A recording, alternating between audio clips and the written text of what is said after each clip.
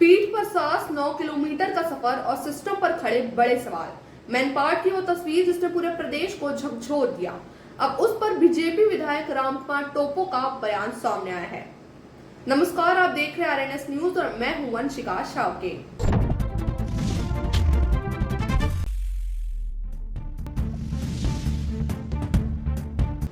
मैनपाट में बहू द्वारा अपनी वृद्ध सास को पीठ पर ढोकर 9 किलोमीटर पैदल बैंक लाने के मामले में सीतापुर से बीजेपी विधायक रामकुमार टोपो ने कहा है कि वृद्ध महिला का फिंगरप्रिंट काम नहीं करने की वजह से ऐसी नौबत बनी। विधायक ने कहा कि महिला के गांव के पाराटोले में बिजली, पानी और सड़क जैसी मूलभूत सुविधाओं के विकास के लिए कार्य योजना तैयार की गई है। साथ ही पहुंचविहीन इलाकों के ग्रामीणों तक पीएम आवास सहित विभिन्न योजनाओं का लाभ पहुंचाने का लगातार प्रयास किया जा रहा है। विधायक ने ये भी कहा कि कांग्रेस सरकार के समय से अधूरे पड़े विकास कार्यों को अब मुख्यमंत्री विष्णुदेव साय के नेतृत्व में बीजेपी सरकार पूरा कर रही है। ऐसे ही वीडियो आया, हमने मौका स्थल और ग्राम पंचायत में जानकारी लिया है।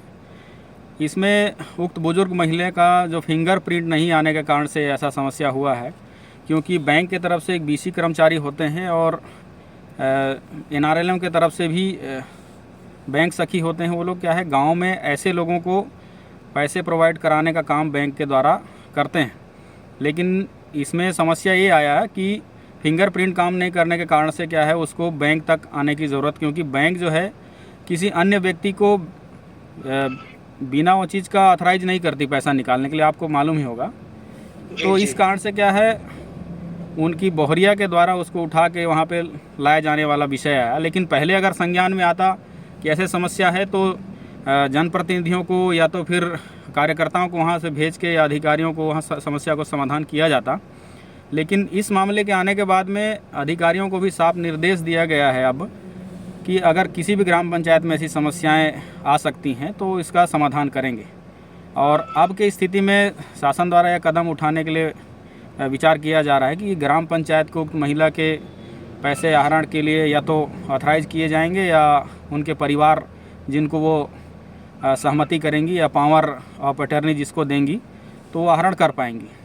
मैं प्रधानमंत्री आवास का जिक्र किया था उन्होंने, जहाँ की ये बसाहटें हैं, 4 से 5 घरें हैं। मैं स्वयं वहाँ पे गया हूँ और एक छोटा नाला पड़ता है, उसके उस पार ये लोग बसाहटें हैं। तो बरसात के दिनों में यहाँ की कनेक्टिविटी भी दिक्कत होती है।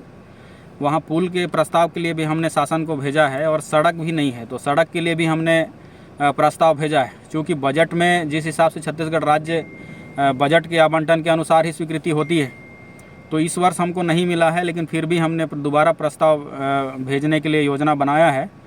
तो पूर्ण भरोसा है कि वहाँ पर पुल और सड़कें आवश्यकता जो हैं बनेंगी।